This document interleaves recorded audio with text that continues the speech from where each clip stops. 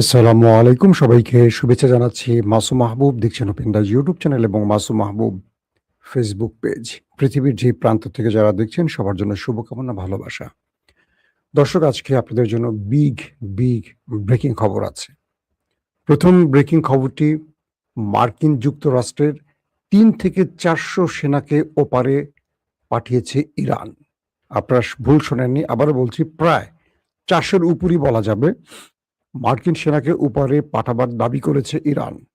২ নম্বর, যুক্তরাষ্ট্র এবার ইরানের কাছে অসহায় হয়ে পড়েছে, কারণ ইরান যেভাবে হামলা করছে সেই হামলা প্রতিহত তো দূরের কথা, তারা টের পাচ্ছে না যে ইরান কি করে এই হামলাগুলো করছে। ৩ নম্বর, এখন ভারত জুড়ে তীব্র আন্দোলন চলছে, নরেন্দ্র মোদীর কোনো চালাকি কাজে লাগছে না। পৃথিবীর বেশ কিছু গণমাধ্যম বলছে বাংলাদেশের জুলাই আন্দোলনের অনুরূপ ভারত একটি জেনজি প্রজন্মের আন্দোলন নরেন্দ্র মোদীকে সবচেয়ে টাফ টাইম দিচ্ছে। দর্শক, চলুন আমরা সেই খবরগুলোতে একটা একটা করে আপনাদের দেবার চেষ্টা করছি।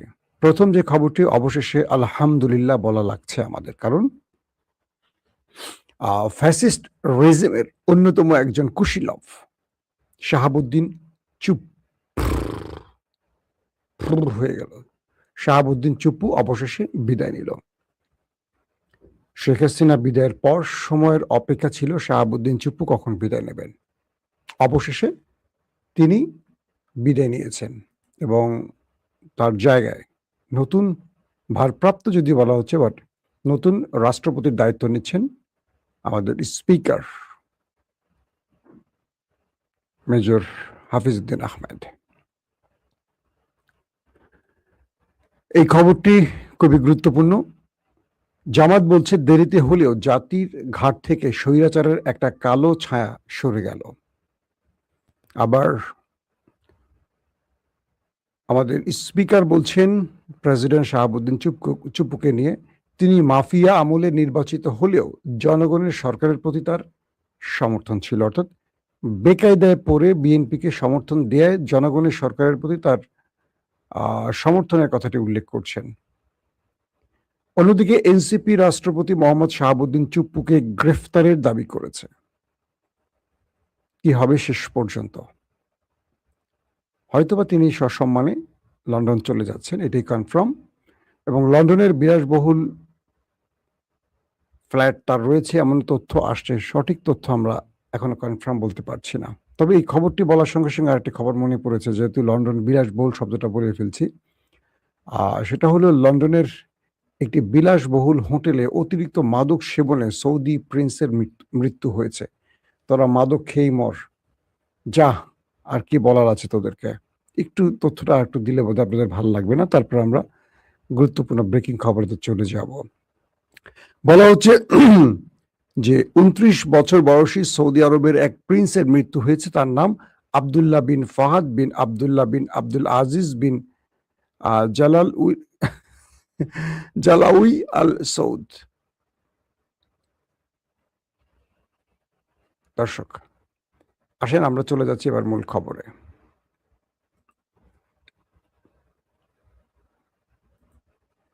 প্রথম যে খবরটি, আরেকটি খবর দিয়ে চলে যাব ব্রেকিং খবরে, সেটি হলো ওয়েস্ট ব্যাংকে দখলদার বাহিনীর সাথে আরেকটা বড় রকম ঘটনা ঘটে গেছে। বলা হচ্ছে যে পশ্চিম তীরের নাভলুসে ইসরায়েলি বসতি স্থাপনকারীদের হামলায়, অর্থাৎ তাদের গুলিতে ৬ জন ফিলিস্তিনি শাহাদাত বরণ করেছেন। বুঝতে পারছেন? মানে একদিকে ইসরায়েল মারছে, আরেকদিকে ইসরায়েলের মদদ নিয়ে ইহুদিরা প্রকাশ্যে অস্ত্র নিয়ে ফিলিস্তিনিদের বাড়িঘর দখলে আসে এবং তারা দখলে বাধা দিলে তাদের গুলি করে মেরে দেয়। এরকম অনেক ভিডিও দেখলাম। জমিটা আমার। তো আপনি যেহেতু ক্ষমতাধরদের পক্ষের লোক, মানে ওই নেতানিয়াহু বাহিনীর পক্ষের লোক, আপনি একটা পিস্তল নিয়ে এসে বলেন এই জমির সমস্ত ফসল এখন আমার, এটার মালিক এখন আমি, ভাগো। বুঝছেন? যদি না ভাগবে তখন দেখা যাবে যে তাকে গুলি করা হবে বা মারধর করা হবে বা পুলিশে গ্রেফতার করা হবে। এই জুলুম কবে বন্ধ হবে? খবরে বলা হচ্ছে তাল গ্রামে বসতি স্থাপনকারীদের হামলায় অন্তত 4 জন ফিলিস্তিনি এবং 2 জন ইসরায়েলি খেলাটি হচ্ছে 4-2 ম্যাচ। 4 জন ফিলিস্তিনি ও 2 জন ইসরায়েলি নিহত হয়েছে। প্রায় 20 জন ইসরায়েলি বসতি স্থাপনকারী গ্রামটিতে হামলা চালিয়ে মানুষ ও তাদের বাড়িঘরের উপর গুলিবর্ষণ করে। এদিকে পার্শ্ববর্তী গ্রামগুলোতে বসতি স্থাপনকারীদের হামলায় আরো অন্তত 8 জন ফিলিস্তিনি আহত হয়েছে। হামলার পরিপ্রেক্ষিতে ইসরায়েলি প্রধানমন্ত্রী নেতানিয়াহু দ্রুত ওই স্থানে আবারও সামরিক বাহিনী পাঠিয়ে অভিযান শুরু করেছেন। একদিকে তাদের জনগণ এসে হামলা করবে, তারপর তাদের জনগণ ব্যর্থ হলে তারা সেনাবাহিনী পাঠাবে, তারপর তারা কি করবে, সামরিক বাহিনী দিয়ে সেখানে আবার পাল্টা হামলা করবে। এই হলো তাদের সুন্দর চরিত্রের অবস্থা। দর্শক আসেন আমি আপনাদেরকে কিছু ভিডিও দেখাবো, মানে পিকচার এবং ভিডিও দুটোই দেখাবো, দেখিয়ে আপনাদের কিছু ঘটনার বর্ণনা দেবো যেটার জন্য আপনারা বসে আছেন। বলবেন মাসুম ভাই কি বললো সঠিক না ব্যাঠিক, একটু প্রমাণ দিল না, এটা কোনো কথা হইল? আসেন একটু প্রমাণ দেখাই আপনাদের, মন দিয়ে শুনবেন ভালো করে। দুপুরে একটু প্রবলেমের জন্য পুরো সংবাদটা শেষ করতে পারিনি। আপনারা দেখছেন মার্কিন বেজ, এটা হলো কুয়েতের আবি আল সালেম বিমান ঘাঁটি। দেখতে পাচ্ছেন আপনারা যেই হ্যাঙ্গারগুলো দেখছেন সাদা সাদা, ভালো করে খেয়াল করেন, সারি সারি, এটা ড্রোন কি বলে, এটা উপরের স্যাটেলাইট ইমেজ। এখানে আপনারা দেখতে পাচ্ছেন মার্কিন বেজগুলোর ভিতরে হ্যাঙ্গার, এখানে মার্কিন সেনাদের অবস্থান থাকে। এই ছবিটাকে ভালো করে খেয়াল করেন, আমি একটা ভালো ছবি দেখালে বুঝতে পারবেন। আপনার ছবিগুলো দেখতে থাকেন, আমি আপনাদেরকে একটু সহজ করে বোঝাবার জন্য। এই দেখেন, ভালো করে আবার দেখেন এই ছবিটার পর আপনারা দেখেন একটা বেজ আমি দেখাচ্ছি, সেই বেজের মধ্যে সব সাদা সাদা যে হ্যাঙ্গারগুলো আপনারা দেখতে পাচ্ছেন, এই সব সাদা সাদা হ্যাঙ্গার, 1 2 3 4 5 6 7 8 এরকম 1 2 3 4 5 6 7 8 9টা হ্যাঙ্গার এক জায়গায় দেখা যাচ্ছে। একটু পরে দেখেন যে মাঝখান থেকে কয়েকটা হ্যাঙ্গার ধ্বংস হয়ে গেছে। এই যে দেখতে পাচ্ছেন 9টার মধ্যে একটা আর এই একটা, এই দুটো ছাড়া বাকি ভেতরের গুলো সব ধ্বংস, বাকিগুলো অল্প ধ্বংস। 9টার মধ্যে মোটামুটি দেখা যাচ্ছে 3 থেকে 4টা ঠিক আছে, তাহলে বাকিগুলো ধ্বংস হয়ে গেছে। তাহলে আমরা যদি ধরি 6টা ধ্বংস বা 7টা ধ্বংস। ইরানের রিপোর্ট বলছে এক একটা হ্যাঙ্গারে 70 থেকে 80 জন মার্কিন সেনা ছিল এক একটা হ্যাঙ্গারে। ইরান একটি অ্যাটাকেই তারা সেখান থেকে 6টি হ্যাঙ্গার ধ্বংস করে ফেলেছে বেইজের। আপনারা দেখতে পাচ্ছেন স্যাটেলাইট ইমেজ, ভালো করে খেয়াল করেন। তো এক একটা যদি 80 জন করে থাকে 6টা হ্যাঙ্গারে, আমরা একটা হিসেব করে দেখতে পারবো কত, প্রায় 480 মার্কিন সেনা আকাশে চলে গেছে।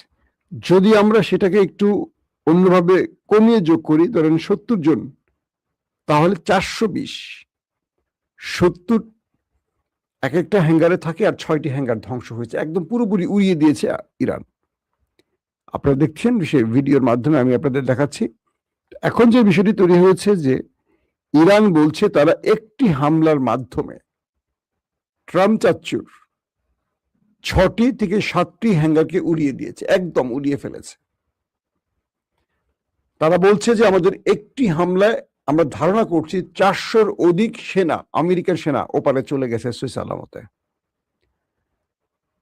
এখন এই পরিস্থিতির এই খবরগুলো আপনি যদি ওয়াল স্ট্রিট জার্নালের খবর দেখেন, তারা বলছে যে আমেরিকার সরকার সঠিক হিসাব বলছে না কতজন মার্কিন সেনা ওপারে গেছে, তারা প্রকৃত সংখ্যাটা বলছে না, তারা সংখ্যা সবসময় কমিয়ে বলছে। ট্রাম্প এখন পর্যন্ত 18 জন সেনার কথা বলেছে, ইরানের হাতে প্রাণ গেছে মাত্র 18 জন সেনার। আর ইরান বলছে তারা একটি হামলায় এই পর্যন্ত 400-র অধিক সেনাকে ওপারে পাঠিয়ে দিয়েছে। আমি আপনাদের একদম মানে ইরানের সেই ডকুমেন্ট, পিকচার, ড্রোন, স্যাটেলাইট তথ্য আমি আপনাদের দেখালাম। এখন যে বিষয়টা তৈরি হলো যে আমেরিকা এই ব্যাপারে এখন কি জবাব দেবে। আজকে ডোনাল্ড ট্রাম্প খেপে গেছেন, খেপে গিয়ে তিনি বলছেন কি, ইরানকে অস্ত্র সরবরাহের বিরুদ্ধে চীন ও রাশিয়াকে সতর্ক করেছেন। মানে আজকে যে খবরটি দিতে গিয়ে আমি আটকে গিয়েছিলাম, আমার যে কোনো কারণে আটকে গিয়েছিল। মার্কিন যুক্তরাষ্ট্রের সেনা সদর দফতর পেন্টাগন, সেখানে তাদের যুদ্ধমন্ত্রী বা প্রতিরক্ষা মন্ত্রী পিট হেগসেট কিছু বক্তব্য রেখেছেন খুব গোপনীয়, যেটা মার্কিন গণমাধ্যম ফ্লাশ করে দিয়েছে। সেখানে বলা হচ্ছে যে ইরান এত ডিটেল নিখুঁত তথ্য পাচ্ছে কোথায়। ইরানের তো স্যাটেলাইট তথ্য বা উপগ্রহের ছবি নিখুঁতভাবে পাওয়ার সুযোগ থাকার কথা না। ইরানের ইঞ্জিনিয়াররা এত নিখুঁত মিসাইল নির্মাণ কবে থেকে শিখলো যে তারা আমেরিকার সিআইএ সদর দফতরের খবর জানে, মার্কিন বেজগুলোর খবর জানে, কোথায় মিসাইল স্টোরেজ আছে সেই খবর জানে এবং নিখুঁতভাবে সেগুলো ধ্বংস করছে। কে বলছে? পিট হেগসেট। বলা হচ্ছে যে ইরান আমেরিকার সবচেয়ে সংবেদনশীল খুব কৌশলগত জায়গাগুলোর প্রতিটা তথ্য জানছে। কোথায় আমেরিকানরা ঘুমোচ্ছে, কখন ঘুম থেকে উঠছে। আমেরিকান সেনারা অ্যামাজনের ডাটা সেন্টারে কিন্তু ইরান হিট করে উড়িয়ে দিয়েছে। তো বলছে যে আমাদের যে মার্কিন সেনারা কখন কোন ঘাঁটিতে ঘুমায়, কখন উঠে, কোথায় কোন ব্যবস্থাটি আছে, কোথায় আমাদের রাডার সিস্টেম, কোথায় আমাদের থার্ড সিস্টেম, কোথায় আমাদের প্যাট্রিয়ট সিস্টেম, প্রত্যেকটা বিষয় এত নিখুঁতভাবে জানে কোথায়। এখন ট্রাম্প দায়ী করছেন এই ঘটনাটি বা এর জন্য চীন এবং রাশিয়াকে। বলছেন এই দুটো দেশ ইরানকে একটা গ্রুপ অ্যাডভান্স বা ডিফেন্স সহযোগিতা দিচ্ছে, আরেকটা সকল তথ্য উপাত্ত দিচ্ছে।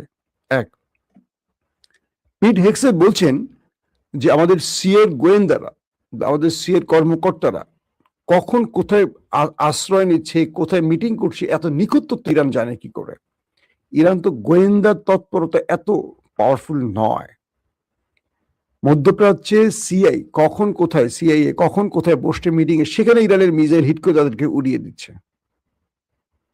মার্কিন প্রেসিডেন্ট ডোনাল্ড ট্রাম্প বলছেন সিরিয়াতে যে আক্রমণটি হয়েছে এটার জবাব দিবেন, কিন্তু ইরান কি বলছে? সিরিয়াতে একটা গুরুত্বপূর্ণ অপারেশনাল মিটিং ছিল আমেরিকার, অর্থাৎ কয়েকটি মধ্যপ্রাচ্য থেকে, আরবের কয়েকটি দেশ থেকে সেনাবাহিনীর উপরস্থ প্রধানরা, গুরুত্বপূর্ণ ব্যক্তিরা সিরিয়াটাকে তারা নিরাপদ মনে করেছিল, কারণ সিরিয়া এই পর্যন্ত ইরান হামলা করেনি। সিরিয়ায় মার্কিন বেজ কতটুকু, কয়জন আছে, এত কনফার্ম তথ্য এখনো কেউ জানে না, কারণ আমেরিকা সেখান থেকে চলে গেছে অনেকে, সেখানে নতুন সরকার বসছে। তো বলা হচ্ছে যে সেখানে এই গোপন মিটিং এর তথ্য ইরান জানে কি করে যে একটা হামলায় অনেক মার্কিন সেনা গুরুত্বপূর্ণ ব্যক্তিদেরকে ওপারে পাঠিয়ে দিয়েছে ইরান। তারা বলছে আমাদের প্রতিরক্ষা ব্যবস্থাগুলি আমরা এত গোপনীয়ভাবে রেখেছি, সেগুলো উড়িয়ে দিয়েছে। আমাদের মিসাইলগুলোকে আমরা কোথায় আন্ডারগ্রাউন্ডে রেখেছি, কোথাও আমরা উপরে রেখেছি, যেখানে যেখানে রেখেছি, এই নিখুঁত তথ্য মার্কিন সোলজাররা অনেকে জানে না, তাদের নির্দিষ্ট কিছু লোক ছাড়া। সেখানে ইরান হামলা করে সব ধ্বংস করে দিচ্ছে।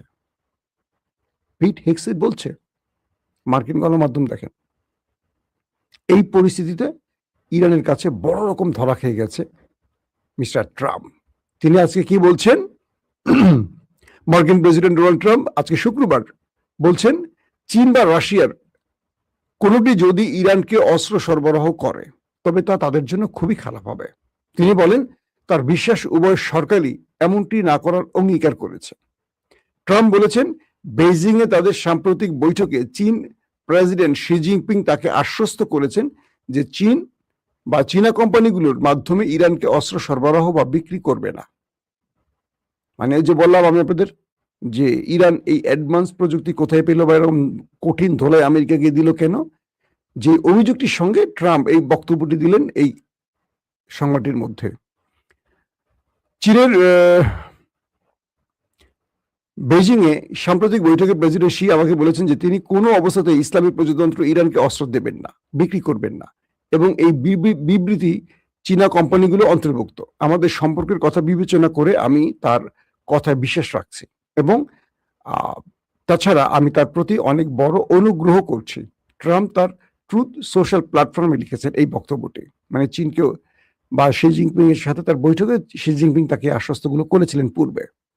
ট্রাম্প আরো বলেন ইউক্রেনে চলমান যুদ্ধ সত্ত্বেও রুশ প্রেসিডেন্ট ভ্লাদিমির পুতিনও একই ধরনের আশ্বাস দিয়েছেন এবং তাকে জানিয়েছেন যে রাশিয়া ইরানের কাছে অস্ত্র বিক্রি করবে না। তিনি বোঝেন যে আমি ইউক্রেনের কাছে নয় বরং ন্যাটো দেশগুলোর কাছে অস্ত্র বিক্রি করি, তারা পুরো দাম পরিশোধ করে এবং সেই অস্ত্রগুলো কিভাবে বিতরণ করা হয় সে সম্পর্কে আমার কোনো ধারণা নেই। সুতরাং ইরানের প্রসঙ্গে প্রায়শই যে দুটি প্রধান দেশের কথা বলা হয়, আমার মতে তারা এতে অংশ নিচ্ছে না। যদি তারা অংশ নিত তবে তাদের জন্য খুবই খারাপ হতো, নিশ্চিতভাবে তাদের সর্বোত্তম স্বার্থের পরিপন্থী হতো। এই কথাটি ট্রাম্প বলছেন। বিষয়টা আপনি বুঝতে পারছেন? মানে ট্রাম্প দুটো দেশকে বুঝাচ্ছেন যে আমার মনে হয় তারা এই কাজটি করবে না, কারণ তারা আমাকে আশ্বস্ত করছেন। কেন? পিট হেগসেট যখন বলছে যে দুটো দেশ জড়িত না, তো বা ইরান এত পাওয়ারফুল পজিশনে বা ইরান এত হামলার পরও ইরান কিভাবে ঘুরে দাঁড়াচ্ছে, বারবার ইরান আমেরিকাকে এত বড় ক্ষতি করছে কিভাবে, কারণ ট্রাম্পের সামনে আসলে ফিরে যাওয়ার কোনো পথ খোলা নেই। দর্শক, তো এই পরিস্থিতিতে আমেরিকা একটা বড় রকম মাইনকা চিপ আটকে গেছে। পাশাপাশি আজকে শুক্রবার কিরগিজস্তানে চলপন আতা শহরে অনুষ্ঠিত সাংহাই সহযোগিতা সংস্থা পররাষ্ট্রমন্ত্রীদের পরিষদের বৈঠকের ফাঁকে সাংবাদিকদের সঙ্গে কথা বলতে গিয়ে ইরানের পররাষ্ট্রমন্ত্রী আব্বাস আরাকচি বলেন, বিদেশি সমকক্ষের সঙ্গে তার বৈঠকে ইরানের বিরুদ্ধে মার্কিন কর্মকাণ্ডের নিন্দা জানানোর বিষয়ে ব্যাপক ঐক্যমত করা হয়েছে। অর্থাৎ পৃথিবীর বিভিন্ন দেশ ইরানের উপর আমেরিকার এই হামলায় নিন্দা জানাতে যাচ্ছে বা নিন্দা জানাবে, এই বিষয়টি আসছে আলোচনায়। দর্শক, আমি আপনাদেরকে এই ইরানের সংবাদটা লম্বা না করে ভারতের খবরে আসি। নরেন্দ্র মোদী অনেক বড় বেকায়দে আছেন। কেন? ক্রমান্বয়ে আন্দোলন আরো বাড়ছে, বিভিন্ন সম্পৃক্ততা বাড়ছে। ইতিমধ্যে ভারতীয় গণমাধ্যমগুলো জোরে সোরে প্রচার করছে এই আন্দোলনকে সমর্থন দিচ্ছে বাংলাদেশের জামাত ইসলামী, এবং মোদি মিডিয়া এই মিথ্যাচারটাকে একদম হাসিনা মিডিয়ার মতো, হাসিনার আমলের সময় টিভি, 24, 71 টিভি, 72 টিভি, 74 টিভি, এরকম বহু টিভি ছিল না, তারা একটা এজেন্ডাকে একসঙ্গে সবাই মিথ্যার মাধ্যমে সত্য প্রমাণের চেষ্টা করতো, গোয়েবলস যেটা করতো। তো হাসিনার কাছ থেকে এটি শিখছে আমাদের নরেন্দ্র মোদী দাদা। তো তার মিডিয়া একসাথে ছাত্রদের বিরুদ্ধে প্রোপাগান্ডা চালাচ্ছে, ময়ূখ রঞ্জনের মতো প্রচুর মিথ্যা শুরু করছে। এটা নিয়ে আমি আলাদা একটা এপিসোড করব। তো ইতিমধ্যে ছাত্ররা বলছে যে কোনো কিছুতে কাজ হবে না, কোনো মিটিং সিটিং এ কাজ হবে না, আমাদের যে দাবি সে দাবির বাইরে আমরা কোনো আশ্বাসে না, আমাদের মানে কান বা নাক, কি বলে এই শব্দটাকে, যে আমরা তাদের কাছে নত হব না। আমাদের দাবি একটি, মানে শিক্ষামন্ত্রীর পদত্যাগ এবং যেই সংস্কারগুলো তারা চেয়েছে। ইতিমধ্যে সে আন্দোলন থেকে দাবি আরেকটা উঠে গেছে, সেটি হলো নরেন্দ্র মোদীর পদত্যাগ। কারণ নরেন্দ্র মোদী ছাত্রদের উপর হামলা করেছে তাদের ন্যায্য দাবিকে অগ্রাহ্য করে। এখন কলকাতা বলেন, এখন বেঙ্গালুরু বলেন, দিল্লি বলেন, ভারতের বিভিন্ন প্রদেশে আন্দোলন ছড়িয়ে পড়ছে। পাশাপাশি পুলিশ মারমুখী হচ্ছে, কোথাও কোথাও পুলিশ সংযমী আচরণ করছে, কারণ ইতিমধ্যে কিছু গণমাধ্যম বলছে এটা ডিপ স্টেটের খেলা হতে পারে। নরেন্দ্র মোদীকে ক্ষমতা থেকে সরাবার জন্য এটি ডিপ স্টেট বা মার্কিন যুক্তরাষ্ট্রের কোনো শক্তির বলের খেলা হতে পারে। এক একটা তথ্য আসছে, কিন্তু যে ছাত্র বিক্ষোভ চলছে এবং নরেন্দ্র মোদী বলছেন যারা প্রশ্নপত্রের ফাঁসের কারণে বা পরীক্ষা দিতে পারেনি বলে আত্মহত্যা করছে তাদের পরিবারকে ক্ষতিপূরণ দেয়া হবে। তাহলে নরেন্দ্র মোদীরও আমার মনে হয় ক্ষমতা থেকে সরিয়ে ক্ষতিপূরণ দিয়ে দেওয়া উচিত। মানুষগুলোর জীবন চলে গেছে। ধরেন শেখ হাসিনা যে 2000 মানুষকে মেরেছে, হত্যা করেছে, তাদের পরিবারকে আপনি ক্ষতিপূরণ দিয়ে লাভ কি? যে মানুষটা চলে গেছে সেই মানুষের ক্ষতিটা পূরণ কিভাবে করবেন? দেখা গেল হাদি, শহীদ আমাদের ওসমান হাদি, তাকে মারলো, তার পরিবারের লাভ হলো, তাকে বেচা কিনা করে দিল তার ভাই বোনেরা। জীবন দিল হাদি, এতিম হলো তার সন্তান, বিধবা হলো তার স্ত্রী, লাভ হলো ভাই বোনের, কারণ বেচা কিনা ভাই বোন করে। ধরেন আমার যদি কখনো কিছু হয়, কখনো আমার পরিবারকে টাকা দেবেন, আমার পরিবারের এখানে ক্ষতিটা কি? ক্ষতি হয় আমার সন্তানের, আমার স্ত্রীর হবে, আমার সন্তানের হবে, আমার বাবা মা সন্তান হারাবে, আমার ভাই বোন কি করবে? কাঁদবে। তারপর তারপর কি? আল্লাহ লাগে, আমি আমাকে দিয়ে উদাহরণ দিচ্ছি না, এটা হাদির কথাটা বুঝাচ্ছি, এটা আবার ব্যক্তিগতভাবে আমাকে নিয়েন না কেউ। কি হবে? আমার ভাই বোনের কিছু হবে? হাদির সেই ইনকিলাব মঞ্চ কারা দখল করতে চাচ্ছে? দেখেন, এগুলো বিশ্বাসঘাতক। পরিবারের মধ্যে লুবিরা থাকে, দরিদ্র ফ্যামিলিগুলোকে খুব সহজে কেনা যায়। হাদিকে কেনা যায় না, কিন্তু হাদির ধাঁচ বা হাদির আদর্শ তো বাকি ভাই বোনদের মধ্যে থাকবে না, এটাই স্বাভাবিক। কিন্তু দেখেন ভারতের মধ্যে যে আন্দোলনটা চলছে, তারা বলছে আমরা প্রধানমন্ত্রীর কার্যালয়ে বসবো না আলোচনায়, তাদেরকে বলা হচ্ছে তোমরা আসো, মানে মোটা অঙ্কের টাকা দিয়ে থামাই দেবে। বলছে না, তোমাদেরকে যন্তর মন্তরে আসতে হবে। যন্তর মন্তর হলো দিল্লির শাহবাগ, যেখান থেকে আন্দোলনের সূত্রটা হলো ককরোচ পার্টির, যে এখানে আসতে হবে, এখানে এসে আমাদের সকল দাবি মেনে ঘোষণা দিতে হবে। আশ্বাসে কাজ হবে না। কোনো আশ্বাস, নরেন্দ্র মোদী কাল রাতে টুইটারে জরুরি বক্তব্য দিয়েছেন, সব দাবি মেনে নেবেন এবং দ্রুত বিচার করবেন। তিনি ফার্স্ট খুব দ্রুত আদালত গঠন করে এই বিচারটি করবেন ঘোষণা দিয়েছেন। তারা মানতে রাজি না। আশ্বাস নয়, বাস্তবায়ন, এই চলছে এখন। এবং ভারতের নরেন্দ্র মোদীর সবচেয়ে ইম্পর্টেন্ট যে কথাটি এখন বলতে চাই, পুরো জাতি নরেন্দ্র মোদীকে একটা নতুন চেহারা দেখালো। তিনি মনে করতেন যে তিনি হিন্দুত্ববাদী লালন করে, যেহেতু হিন্দুদের দেশ, ভারত কবজা রাখবেন। হিন্দুদের মধ্যে একটা বিশাল গ্রুপ আছে যারা বিশ্বাস করেন ভারত স্বাধীন হয়েছে হিন্দু মুসলিমের চেষ্টায়, এবং সবচেয়ে বড় অবদান ছিল মুসলমানদের। বিশ্বাসঘাতকদের কাতারে অনেক হিন্দুরা ছিলেন, ব্রিটিশদের সাথে গোপনে যোগাযোগ করছেন, কিন্তু মুসলিমরা সবচেয়ে বেশি প্রাণ দিয়েছে। আমি আমার গতকালকে লাইভে বলেছি, মুসলিমরা নামাজ পড়ছে আন্দোলনে, পাশ থেকে হিন্দুরা বাতাস করছে। মানে এমন একটি আন্দোলন যেটা বাংলাদেশে আমরা দেখেছি, কে হিন্দু, কে মুসলিম, কে জামাত, কে শিবির, কে বিএনপি, কে বাম, কে রাম, সব এক হয়ে গেছে। একমাত্র আওয়ামী লীগ ছাড়া সব এক, ফ্যাসিস্টরা ছাড়া, মানে মঞ্জুরুল আলম পান্না, আনিস আলমগীর ছাড়া, এই গ্রুপ ছাড়া সব এক। দেখবেন এই মঞ্জুরুল আলম পান্না আমার বন্ধু, আর আনিস আলমগীর আমার বড় ভাই, আমি আজকের কাগজে তার সাথে কাজ করেছি। এই দুজনের কাছে কখনো শুনবেন না হাসিনা 2000 লোক মারছে, এটা নিয়ে কথা বলবেন না। তারা এখন এটা নিয়ে ওটা নিয়ে, এই মবক্রাসি, এইগুলি খুব সুশীল করে কথা বলে। এর একবারও বলে না হাসিনা 2000 মানুষ মেরেছে, 40,000 মানুষকে পঙ্গু করেছে। এই শব্দ তাদের মুখে আসবে না। আগেই তো ভালো ছিলাম, এই ট্রামগুলো তারা নিয়ে আসে, এখন তারা খারাপ আছে। এদেরকে মানুষ বলতে লজ্জা লাগে। মানুষ এরকম হয় না। যদি মঞ্জুরুল আলমের ছোট একটা কিশোরী মেয়ে আছে, আমি চিনি, খুব কিউট, তার একটা বুকে গুলি লাগতো, তিনি বুঝতেন চালাকি। কারণ বাংলাদেশের অন্যান্য মানুষের রক্তকে সে নিজের রক্ত ভাবিনি, আমি ভাবছি হয়তো, তাই আমার কাছে খারাপ লাগছে। যে বাচ্চাটা ঘরে খেলতে গিয়ে গুলি খেয়েছে, কোনো আন্দোলনে না গিয়ে, আমি মনে করি সেই জায়গাটা আমার বাচ্চা থাকতে পারতো। এটা মঞ্জুরুল আলম পান্না বা আনিস আলমগীররা বোঝেন না বা মানেন না বা চিন্তা করেন না। কেবল তাদের সন্তানকে তারা নিজের মতো চিন্তা করেন। তো পরিস্থিতি তৈরি হয়েছে, তার সামনে একটা একটা করে পথ বন্ধ হয়ে যাচ্ছে। চারদিক থেকে আন্দোলন বাড়ছে, দিল্লিতে মানুষের সম্পৃক্ততা বাড়ছে। খুব ইন্টারেস্টিং ব্যাপার। আন্দোলনকারীরা আন্দোলন করছে রাত দিন, রাতে না ঘুমিয়ে দিনে আন্দোলন চলছে। তারা মানুষ খাবার নিয়ে আসছে, পানি নিয়ে আসছে, ড্রিঙ্কস নিয়ে আসছে, ফল নিয়ে আসছে, যেটা আমরা দেখেছিলাম হেফাজতের সময়।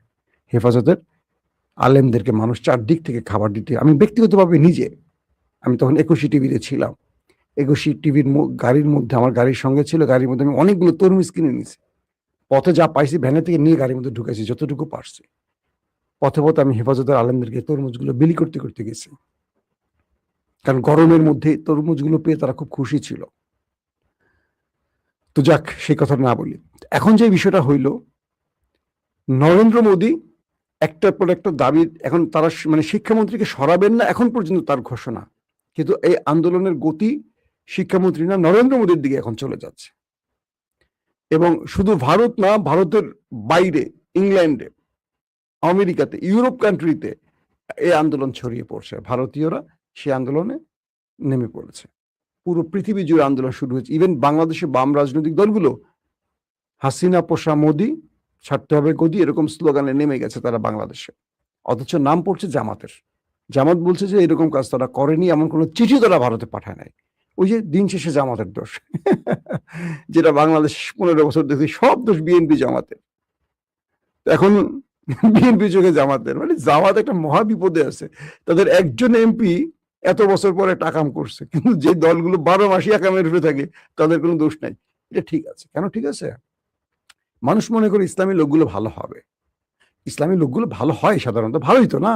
আপনি দেখেন, মানুষ ইসলামী ব্যাংকের প্রতি ভালোবাসা বেশি, মানুষ ইসলামী ব্যাংক পছন্দ করে বেশি, মানুষ ইসলামী লোকদেরকে আমানতদারি মনে করে মানুষ। কিন্তু ইসলামের গায়ে, মানে সাদা কাপড়ে ময়লা লাগলে একটু চোখে বেশি পড়বে, এটাও মানতে হবে। একটা দুইটা ঘটনা ঘটতেই পারে, এরা মানুষেরও প্রমাণ হবে নাকি? তো নজরুল সাহেব যেটা করছে তার শাস্তিও পাইছে, জামাত তাকে 24 ঘন্টার মধ্যে শাস্তি দিচ্ছে। কিন্তু আমরা দেখলাম সিলেটের একজন ব্যক্তি টুনটুনি দেখিয়েও এমপি হয়ে গেছেন, তাকে দল বাতিল করে নাই। আমরা দেখছি আওয়ামী লীগের এরকম অনেক একাম কুকাম করে ধরা পড়ছে, কিচ্ছু হয় নাই। মানুষ আমার এক কাছের বড় ভাই সাংবাদিক মাসুদ কামাল ভাই বলতেছিলেন যে মানুষ তো আসলে ওদের কাছ থেকে এটা আশা করে, ওরা ধর্ষণ করবে, গুম করবে, খুন করবে, একাম করবে, কুকাম করবে, কিন্তু জামাতের থেকে তো আশা করে না। তো দুই একটা তো জামাত করবে, স্বাভাবিক। বিষয়টা হলো এরকম। এটা হাসির বিষয় না। এটাকে নিয়ে যেভাবে রাজনীতিকরণ করা হয়েছে, চরিত্রের ১২টা বাজানো হয়েছে, এটা বিপদ। কেন জানেন?